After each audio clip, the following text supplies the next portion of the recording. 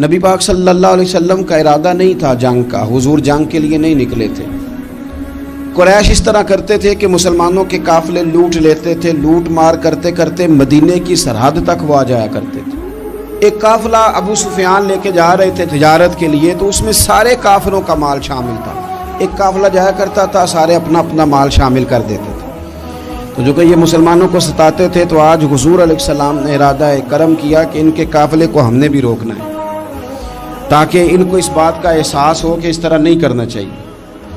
اس قافلے کے لیے نبی پاک صلی اللہ تعالی علیہ وسلم نکلے، جنگ کا تو ارادہ ہی نہیں تھا۔ 313 لوگ حضور کے ساتھ تھے، اور سواریوں کی تعداد اس طرح کی تھی کہ بعض اوقات ایک ایک سواری پر 3 لوگ سوار تھے، تو 2 آدمی سوار ہوتے تھے، تیسرا پیدل چلتا تھا۔ اور قربان جائیں، حضور علیہ السلام کی مساوات کا یہ عالم تھا کہ نبی پاک تھے، حضرت مولا علی تھے اور جناب زید تھے۔ 2 سوار ہوتے تھے، ایک پیدل چلتا تھا۔ جب 2 غلاموں کے سوار ہونے کی باری تھی، آقا کے پیدل چلنے کی باری تھی، تو حضرت علی نے اور جناب زید نے عرض کی حضور آپ بیٹھ جائیں، ہم پیدل چلتے ہیں۔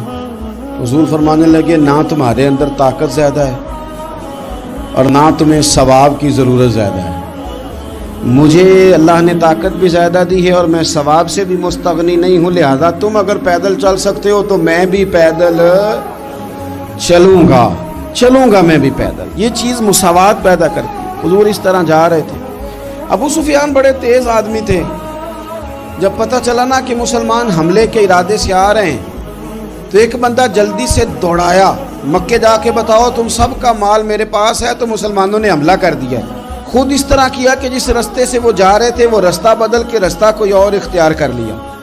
قافلہ بھی بچ کے نکل گیا۔ اہل عرب کا طریقہ تھا ایمرجنسی اعلان کرنے کا، ہمارے ہاں بھی طریقہ ہے، بریکنگ نیوز ہے نا جی، چور آ گیا، پھر وہ کئی دفعہ صحیح بھی آتا ہے تو لوگ یقین نہیں کرتے۔ ہر شے کی تو بریکنگ نیوز ہے، اور کھولیں تو بیچ میں سے کچھ بھی نہیں نکلتا، نیری نیوز بھی نہیں نکلتی، بریکنگ کیا نکلنی ہوتی۔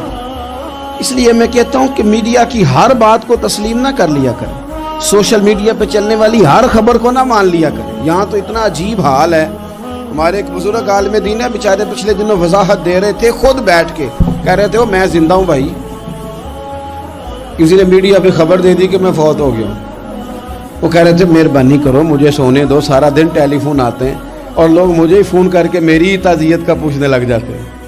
تو اس طرح نہ کریں، کیا صرف تھوڑا سا میڈیا چلانے کے لیے جھوٹ بولا جائے گا؟ بہرحال انہوں نے جو بندہ بھیجا تو بریکنگ نیوز کا وہاں بھی ایک طریقہ تھا، اونٹ کے کان ناک کاٹ دیتے تھے، اپنے کپڑے پھاڑ لیتے تھے۔ اب اونٹ بڑے زور سے چلاتا تھا، جب اس کا ناک کٹ جاتا تھا، اونٹ چلاتا تو لوگ گھروں سے نکل آتے۔ اب وہ جو بندہ ابو سفیان نے بھیجا تھا، اس نے جا کے اپنے اونٹ کے ناک کان کاٹ دیے، لوگ دوڑے باہر نکلے، پوچھا کیا ہوا تو اس نے کہا نکلو تمہارا تو مال سارا لوٹنے لگے مسلمان۔ ابو سفیان بچ کے نکل گئے تھے، انہوں نے پیغام بھی دیا کہ میں بچ کے آ گیا ہوں، اب آنے کی ضرورت نہیں۔ لیکن انسان کو جو چیز سب سے زیادہ پستی میں لے جاتی ہے وہ اس کا تکبر ہوتا ہے۔ تو مینوں جانتا ہی نہیں، تجھے میرا پتہ ہی نہیں، یہ لے ڈوبتی ہے چیز لوگوں۔ انہیں بھی لے ڈوبی، انہوں نے کہا جی اب نہیں واپس جانا، اب چلو۔ 1000 کا لشکر، گانے بجانے والی عورتیں ساتھ، شراب کے مٹکے ساتھ، 10 اونٹ روز ذبح ہو رہے ہیں، سردار دعوتیں پکا رہے ہیں، گوشت بھونا جا رہا ہے۔ بدر میں پہنچ گئے، مسلمان بھی 313 پہنچ گئے۔ یہ ساری رات شرابیں پیتے، وہ ساری رات سجدے کرتے، یہ ناچ گانے سرور کی محفلیں سجتی اور وہ رسول پاک کی تقریر سنتے، حضور کے خطبات سے فیض یاب ہوتے۔ عمیر بن وہب کو بھیجا ابو جہل نے کہا پتہ کر کے آؤ بندے کتنے، اس نے جا کے کہا کہ 312 313 310 اتنے۔ کہنے لگا جنگ کیا کرنی ہے، ان کو سویرے اونٹوں کی پشتوں پہ باندھ کے لے جائیں گے، مکے جا کے دیکھیں گے کیا کرنا ہے۔ یہ تکبر ہے نا۔ تو عمیر بن وہب کہنے لگا ہیں 312 ہیں 313، میرے اندازے میں 310، لیکن ایک کا بھی واپس جانے کا ارادہ کوئی نہیں۔ میں نے جس کو بھی دیکھا ہے شہادت کی دعا مانگتے دیکھا ہے، ارادہ بڑا پکا لے کے آئے، شہادت ہے مطلوب و مقصود مومن، نہ مال غنیمت نہ کشور کشائی۔ نبی پاک صلی اللہ علیہ وسلم نے جب دیکھا نا کہ وہ تو جنگ کے لیے آن پہنچے ہیں اور ارادہ تو قافلے کا تھا، تو حضور نے صحابہ سے مشورہ کیا. نبی پاک علیہ الصلوۃ والسلام نے ہمیں بتایا ہے کہ چیزیں مسلط نہ کرو. ہم نہ اپنا مسلط کرتے ہیں، یعنی تراویح پڑھنے والا بندہ دوسروں کو بڑا گھورتا ہے کہ تو کیوں نہیں پڑھتا، بھئی تو پڑھ رہا ہے نا تو اللہ سے دعا کر یہ بھی پڑھے. لیکن اپنا مسلط نہ کر، دعوت دے، تبلیغ کر. نفل پڑھنے والا سب کو گناہگار ہی سمجھنے لگ جاتا ہے. عصر کی پہلی 4 سنتے تو کیوں نہیں پڑھتا، تو کیوں. بھئی آپ مسلط کریں گے، آپ رائے دیں اور رائے دے کے سائڈ پہ ہو. مسلط کرنے کی تو اجازت نہیں. حضور کا تو حکم چل سکتا ہے نا، چلتا ہے نا. لیکن حضور نے بھی صحابہ سے پوچھا بھائی وہ تو لڑنے آ گئے ہیں، اب کیا کرنا ہے؟ تو حضرت صدیق اکبر کہنے لگے حضور کرنا وہ ہے جو آپ نے فرمانا ہے. حضرت عمر کہنے لگے حضور تلواروں کو تو زنگ لگ گیا ہے. اور جناب علی شیر خدا مرتضی مشکل کشا غل عطا مولا کائنات فرمانے لگے حضور علی اور تلوار یہ تو رشتہ ہی بڑا پرانا ہے، تیاری کریں. حضور کا خیال تھا کہ انصار بھی تو بولے نا، یہ تو سب مہاجرین بول رہے ہیں. انصار کو جب سمجھ آئی نا کہ اشارہ ہماری طرف ہے تو حضرت سعد بن عبادہ اٹھے، کہنے لگے حضور آپ کا اشارہ ہماری جانب ہے؟ فرمایا ہاں. کہا یا رسول اللہ صلی اللہ علیہ وسلم خشکی پہ بھی لڑیں گے اور دریا میں بھی لڑیں گے. حضور انسانوں سے بھی لڑیں گے اور آپ حکم دیں گے تو جنوں سے بھی لڑیں گے. وہ بیٹھے تو حضرت مقداد اٹھے اور کمال کر دی، کہنے لگے یا رسول اللہ آپ ہم سے ارادہ پوچھ رہے ہیں؟ ہم کوئی حضرت موسیٰ کی قوم ہے جو اپنے نبی سے کہہ دیں گے آپ لڑیں اور آپ کا خدا لڑے؟ سونیا ہم آپ کے ساتھ لڑیں گے اور آپ کے قدموں پہ جانیں بھی قربان کریں گے. نبی کا حکم ہو تو کود جائیں ہم سمندر میں اور جہاں کو محو کر دیں نعرہ اللہ اکبر میں. نہتے 313 بشر شوق شہادت میں نکل آئے تھے میدان میں محمد کی قیادت میں. نہ تیغ و تیر پہ تکیا، نہ خنجر پہ، نہ بھالے پر، بھروسہ ہے تو ایک سادی سی کالی کملی والے پر. نبی پاک صلی اللہ تعالیٰ علیہ وسلم نے جذبات سنے تو فرمایا چلو نہ چلیں پر چھوٹے چھوٹے بچے واپس کر دو. ایک چھوٹے بچے تھے عمیر بن ابی وقاص، حضرت سعد بن ابی وقاص کے بھائی، زمین پہ لیٹ کے رونے لگے سونے میں نے بھی جانا ہے. کمپیوٹر کے لیے نہیں رو رہے، موبائل کے لیے نہیں رو رہے، نئی سائیکل کے لیے نہیں، شہادت کے لیے. حضور میں لڑوں گا اب مجھے لے کے تو چلیں. یا رسول اللہ میں طاقتور نکلوں گا، لے کے تو چلیں. ان کے آنسو دیکھ کے حضور نے فرمایا لے چلو نا ساتھ. فطرت مسکرا رہی تھی. حضرت سعد بن عبادہ ایک دوسرے سے کہہ رہے تھے ہم سے لڑنے آیا ہے ابو جہل. جس قوم کے بچوں کی شجاعت کا یہ عالم ہے اس قوم میں علی کا کیا حال ہوگا اور امیر حمزہ کا کیا عالم ہوگا. یہ ہمارے ساتھ مقابلہ کریں گے یہ لوگ. اور چھوٹے اتنے تھے حضرت عمیر کے تلوار اپنے ہاتھوں سے اپنے گلے میں نہیں لٹکا سکتے تھے، وہ بڑے بھائی نے لٹکائی. میدان میں نکلے. حضور علیہ الصلوۃ والسلام نے تقریر کی، فرمایا تمہیں پتہ ہے تم کس جنت کی جانب جا رہے ہو؟ وہ جنت ہے جس کی چوڑائی زمین آسمان کے برابر ہے. حضرت عمیر بن حمام انصاری ایک صحابی تھے. جب کریم نے فرمایا نا جنت کی چوڑائی، کسی چیز کی لمبائی زیادہ ہوتی ہے چوڑائی کم ہوتی ہے، جب فرمایا نا کہ چوڑائی زمین آسمان کے برابر ہے تو حضرت عمیر بولے، کہنے لگے واہ واہ واہ واہ واہ. کھجوریں کھا رہے تھے. حضور نے فرمایا تو بڑی واہ واہ کر رہا ہے، کہ سونیا اتنی جنت پیاری ہے تو ہم دور کیوں ہیں؟ یہ دے نا ذرا تلوار. جلدی سے میدان میں نکلے، اللہ نے انہیں شہادت عطا فرمائی. رات ساری وہ مست رہے شراب کے نشے میں اور حضور ساری رات مصلی پہ رہے، ساری رات دعائیں مانگی. پتہ کیا کہا؟ اے اللہ یہ میری کل کمائی تھی 313 جو میں لے کے آ گیا ہوں، اگر یہ ہلاک ہو گئے تو قیامت تک کون تیری عبادت کرے گا؟ ان کی مدد فرما. اور ایک رات پہلے صفیں بھی سیدھی کرائیں، بلکہ صفیں سیدھی کراتے حضرت سواد کے پیٹ پہ چھڑی لگ گئی تو انہوں نے کہا حضور بدلا دیں. حضور نے کپڑا ہٹایا تو انہوں نے وجود چومنا شروع کر دیا.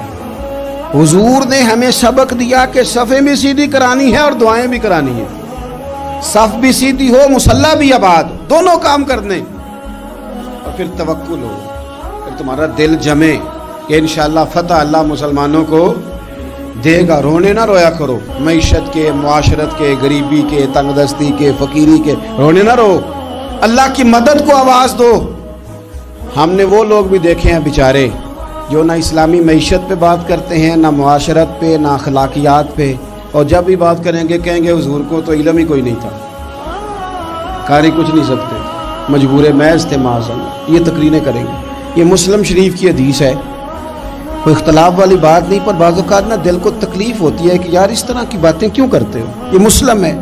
حضرت انس بن مالک فرماتے ہیں ایک رات پہلے حضور نے چھڑی پکڑی اور میدان بدر میں جا کے فرمایا, لکیر کھینچ کے فرمایا یہاں ابو جہل مرے گا, یہاں عتبہ مرے گا, یہاں شیبہ, یہاں ولید مرے گا.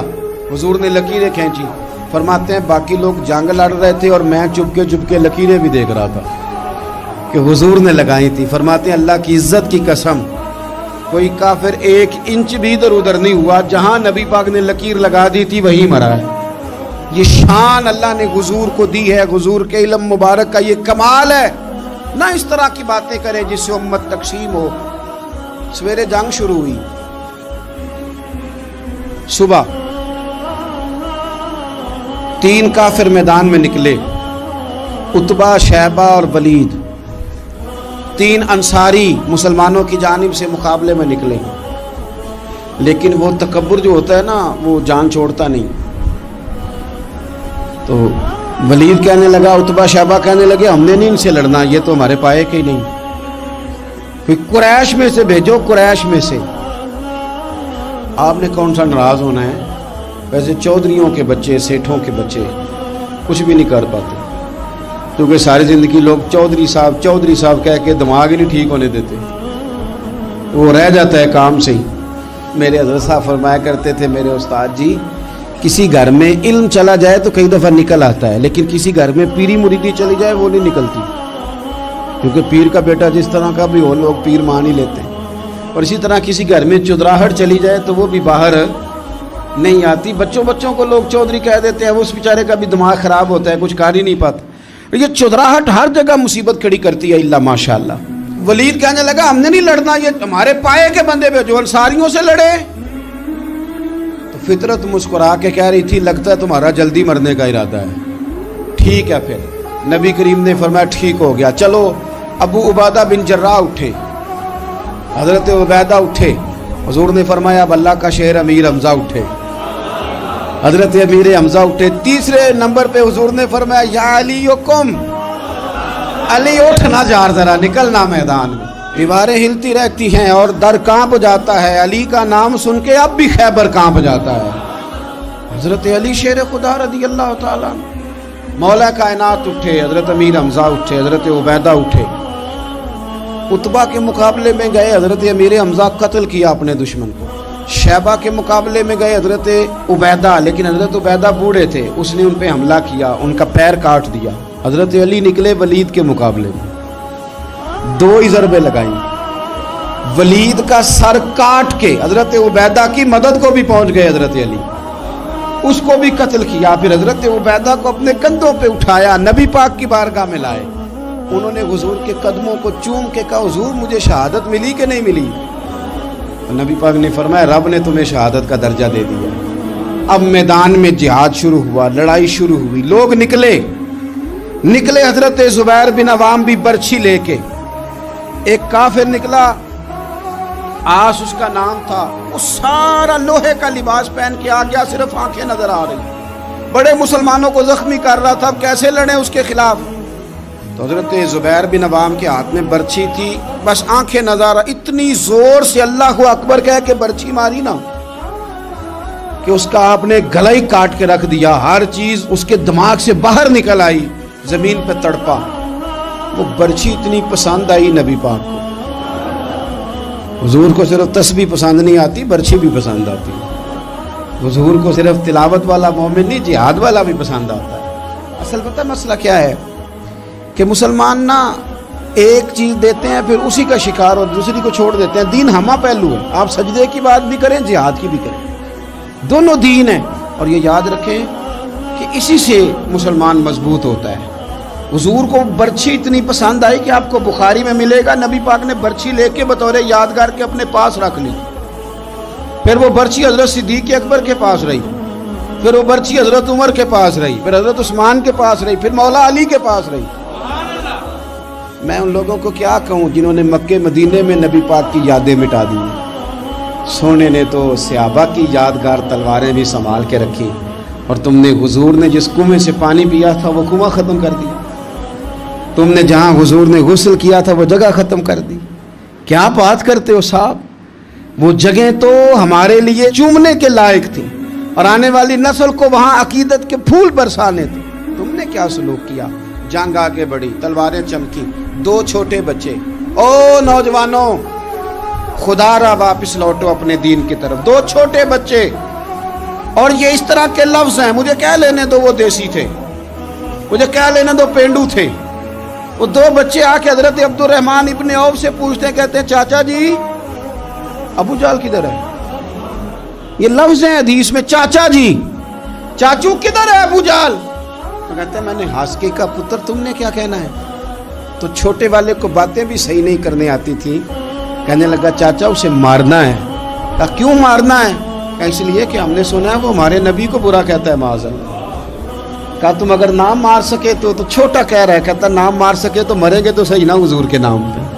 حفیظ جلندری کہتے ہیں وہ کہہ رہا تھا مریں گے یا ماریں گے اس ناری کو، سنا ہے گالیاں دیتا ہے وہ محبوب باری کو، معاذ اللہ حضور کو برا کہتا ہے۔ میدان میں آئے دونوں، زور زور سے تلواریں ماری، گھوڑے سے گرا لیا ابو جہل کو۔ حضرت معاذ جو تھے بڑے والے، ان کا بازو کٹ گیا، تھوڑا سا گوشت سا لٹک رہا تھا۔ یہ نرم و نازک بچے ہمارے، یہ میدانوں میں کام کریں گے، جن کو تھکاوٹ ہوتی ہے، جو پیناڈال کی گولی کھا کے سوتے ہیں رات کو، بازو لٹک رہا تھا۔ حضرت معاذ نے اس پر اپنا پیر رکھا، جھٹکا دے کے اتار دیا۔ حضرت عبداللہ ابن مسعود کو کہا، انہوں نے گردن کاٹ دی ابو جہل کی۔ دونوں تلواریں لے کے حضور کے پاس گئے۔ چھوٹا کہتا ہے حضور میں نے مارا ہے، بڑا کہتا ہے حضور میں نے مارا۔ کہتا ہے نہیں تو پیچھے تھا، میں نے مارا ہے۔ وہ کہتے نہیں تو بعد میں آیا تھا، میں نے مارا ہے۔ فرمایا تلواریں دکھاؤ نا۔ جب تلواریں دکھائیں تو حضور فرمانے لگے تم دونوں نہیں مارا ہے، برابر کا ثواب ہے۔ جس کا بازو کٹا تھا کریم رسول نے فرمایا ادھر لانا بازو، وہ بازو لائے، حضور نے اسی جگہ رکھ کے نا دوبارہ لعاب دہن لگایا۔ حضرت معاذ حضرت عثمان غنی کے زمانے تک موجود رہے۔ فرماتے ہیں کٹنے سے پہلے طاقت کم تھی، جب حضور نے جوڑا ہے تو طاقت پہلے سے زیادہ ہو گئی ہے، پہلے سے زیادہ ہو گئی ہے طاقت۔ کہتے ہیں کہ نبی پاک سید عالم صلی اللہ علیہ وسلم کی خدمت میں حضرت عکاش آئے، کہنے لگے سونیا میرے جذبات کنٹرول میں نہیں آ رہے، میں ان بے ایمانوں کے گلے کاٹوں گا، پر میرے پاس تلوار ہی کوئی نہیں، کوئی تلوار ہو تو ماروں نا۔ ایک درخت کی جڑ تھی، ٹہنی تھی، حضور نے یوں کر کے کھینچی، فرمایا یہ لینا تلوار۔ کہتے ہیں وہ حضور کے ہاتھوں میں ٹہنی تھی، میرے ہاتھوں میں آتی گئی اور تلوار بنتی گئی، پھر اس سے کافر کاٹے حضور کے معجزات۔ 5000 فرشتہ بھیجا اللہ نے جنگ بدر میں۔ کتنے؟ یہ میں نے بات اس لیے بیان کی ہے کہ اقبال نے ایک مشورہ دیا، کہتے ہیں تو فضائے بدر تو پیدا کر، فرشتے تیری نصرت کو اتر سکتے ہیں گردوں سے، کتار اندر کتار اب بھی۔ اقبال کیوں ایسا کہہ رہا ہے؟ تو اقبال کہتے ہیں اس لیے کہ آج بھی ہو اگر ابراہیم کا ایمان پیدا تو آگ کر سکتی ہے انداز گلستان پیدا۔ 5000 فرشتہ آیا۔ مجھے تو لگتا ہے فرشتوں نے بھی دعا کی تھی کہ یا اللہ ہم تیرے نبی کی قیادت میں لڑنا چاہتے ہیں۔ فرشتے آئے، سپر پاور تھی روما، بڑی طاقتور سمجھتی تھی، ایران، روم، یہ کیسر و کسرا، بڑی طاقتیں تھیں۔ عرب کے لوگ تو بوریاں نشین تھے صحراؤں میں، نکل کے انہوں نے الٹ پلٹ کے نہیں رکھ دی سارا کچھ۔ علامہ اقبال سے کسی نے پوچھا تھا کہ مسلمان دوبارہ سے کبھی میدانوں میں آئیں گے؟ تو اقبال کہنے لگے ہاں ہاں ضرور آئیں گے، آئیں گے، یہ نکلیں گے۔ کیا کس طرح؟ کہنے لگے میں نے فرشتوں سے سنا ہے، نکل کے صحرا سے جس نے روما کی سلطنت کو الٹ دیا تھا، نکل کے صحرا سے۔ قدسی کہتے ہیں فرشتوں کو، اقبال کہتے ہیں رات وہ باتیں کر رہے تھے، میں نے سنا ہے کہ نکل کے صحرا سے جس نے روما کی سلطنت کو الٹ دیا تھا، سنا ہے میں نے یہ قدسیوں سے کہ وہ شیر پھر ہوشیار ہوگا، وہ جاگے گا، وہ بیدار ہوگا۔ یہ قدسیوں سے سنا ہے میں نے، وہ آئے گا میدانوں میں۔ घुमसान का रन पड़ा, अबू जाल कत्ल हुआ, उमैया कत्ल हुआ, कुछ देर के बाद मारा गया, अबुल बुख्तरी और उतबा और शैबा और वलीद बड़े बड़े सरदार कत्ल हुए, 70 काफिर मारे गए, 70 मुसलमानों ने कैदी बनाए, बाकी भाग गए और सामान छोड़ के भाग गए और घोड़े छोड़ के भाग गए, और जिसको इधर भागने का मौका मिला इधर भागा, कह रहे थे इनको बांध के ले जाएंगे, और जिसको इधर भागने का मौका मिला वो इधर भागा। पीछे से हज़रत साद बिन उबादा बोल रहे हैं, कहने लगे हमने तो सुना था मर्दों से मुकाबला है, तुम तो बीबियों से भी कमजोर निकले हो, क्या भागते हो। 14 मुसलमान शहीद हुए सिर्फ। 3 दिन हुजूर ने क़याम किया बदर में, कुर्बान जाएं। जंग का आगाज भी मेरे नबी के सजदे से हुआ और जंग खत्म हुई तो फिर करीम सजदे में चले गए।